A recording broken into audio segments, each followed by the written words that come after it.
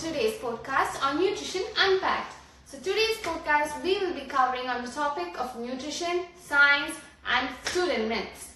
So the intelligent crew who will be joining us today will be Dr. Valli, who will be sharing information on nutrition, and the educator who will be sharing information to her students will be Namita, and the curious student who will be joining us today is Miss Bill.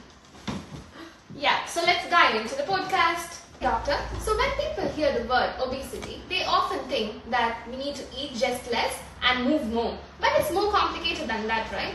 Absolutely. Obesity is defined as having too much of body fat, usually a BMI of over 30.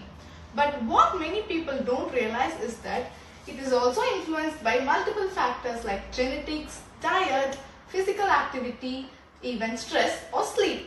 And in the class, it's crucial to help students to understand what obesity is about. It is a health condition, not a character flaw. We should be promoting health habits, not shame. Okay, so we have some great information rolling in here. Do you have any questions, our student? Yeah, I do have a doubt. Okay.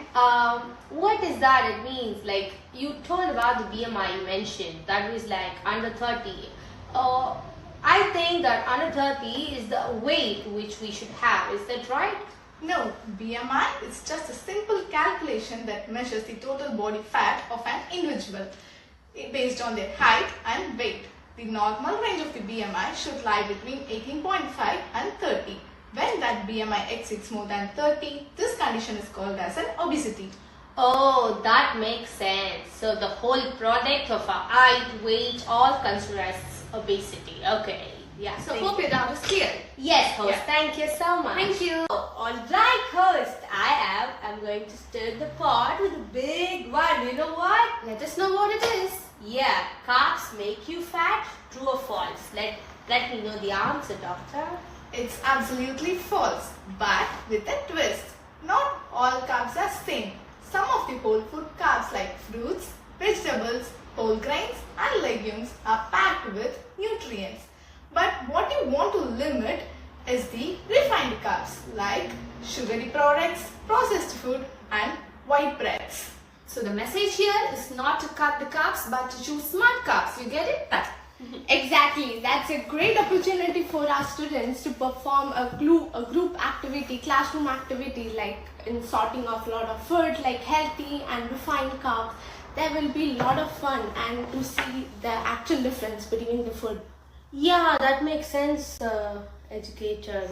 Okay, I have a next myth buster. Let me ask you, host. Certain foods like grapefruit, celery, chilies, they like in social media they just post we can burn fat. So what do we think? I get you. Let's have our doctor answer this question. Oh, that's a great myth. While some foods like chilli or caffeine can give a small temporary boost to your metabolism, but they won't make you to lose fat on their own. There is no such thing as a magic fat burning food. Oh, so no grapefruit miracle diets or celery-based weight loss plans. Oh, how? Then goodbye to the fat burning dreams. As a student educator, I would ask my students to check the fact about the product label or the ad, which gives them a great idea about the critical thinking skills and improves their knowledge about what it is actually about. So let's create a situation now. Pretending we are in a classroom. Would you like to be the student for today? Great. Sure, host. I can be the studio student. So, I'm going to ask questions to all the doctors, educator and the host as well. So, can kids eat carbs if they want to stay healthy? Absolutely, Vichu. Kids require more energy than us to grow, learn and play. What is more essential for them is to eat healthy carbs from the whole foods like fruits and vegetables. The one thing we should all get to know from this is not removing the food group but balancing them. In our class, we have different students from different culture. Wait. Vichu, like what are the food habits that you are following? So, in my culture, as we come from India, we do have a culture where we eat refined carbs more than the old carbs. Oh, that makes sense. Yeah. So, this segment will be testing your knowledge. This is a little bonus for students listening, your own interactive session to help you log today's learning.